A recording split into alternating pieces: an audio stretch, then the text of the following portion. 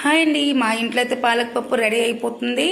ఆరోగ్యానికి ఎంతో మంచిది కదా. వారానికి 2-3 సార్లు అయితే వండుతూనే ఉంటున్నాము. ఎలాగ బాబు అయితే ఉన్నాడు ఇంట్లో కదా, బాబుకి అయితే రిక్వెస్ట్ చేశాను, చింటూ వీడియో తీయబ్బా అంటే తీస్తున్నాడు బాబు అయితే. ఇక పాలకూర మంచి క్లీన్ చేసుకుని కట్ చేసుకుంటున్నాను. మనము తోటకూర పప్పు, గోంగూర పప్పు ఎలా వండుతామో అలానే వండుకోవాలి. ఆల్మోస్ట్ అందరికీ తెలిసి ఉండొచ్చు, తెలియకపోయినకైతే ఈ వీడియో. ఎక్కువ వాటర్ వేసుకున్నా కూడా పొంగిపోతుంది బయటికి, కాబట్టి ఎంత కావాలో అంత వాటర్ వేసుకోవాలి. మనం కట్ చేసాం పాలకూర కదా, మొత్తం వేసేయాలి.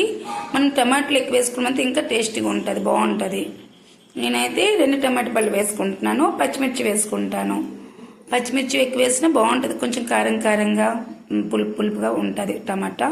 పచ్చిమిర్చి ఎక్కువ వేసుకుంటే సాల్ట్ వేసుకొని డక్కన పెట్టేసి ఇప్పుడు స్టవ్ మీద పెట్టుకోవడమే. 3 విజిల్స్ వచ్చాయంటే కంప్లీట్ అయినట్టుగా. ఇక చూసారు కదా, మనము గోంగూర పప్పు, తోటకూర పప్పు ఎలా ఉంటుందో అలాగే ఉంది. ఇప్పుడు మనం కౌము కొట్టుకుంటే సేమ్ అలా అనిపిస్తుంది, గోంగూర పప్పు తోటకూర పప్పు లాగానే ఉంటుంది. ఇప్పుడు చక్కగా ఇవి చూసారు కదా, మొత్తం మంచి కలిసిపోయింది ఆకుకూర పప్పులో. ఇప్పుడు మనం తాలింపు పెట్టుకోవాలి, కొంచెం ఆయిల్ వేసుకోవాలి. ఎవరికి ఇష్టమైతే అంత ఆయిల్ వేసుకోవచ్చు.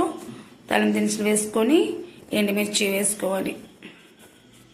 వేసుకొని మనము ఈ తెల్లుల్లిపాయలు అంటారు కదా, కొంచెం ఎక్కువ వేసుకుంటే ఫ్లేవర్ బాగుంటుంది.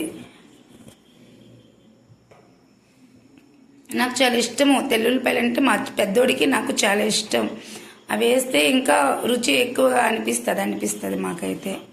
చూసారు కదా, చూడడానికి కాదండి, తింటే కూడా అంత టేస్టీగా ఉంటుంది.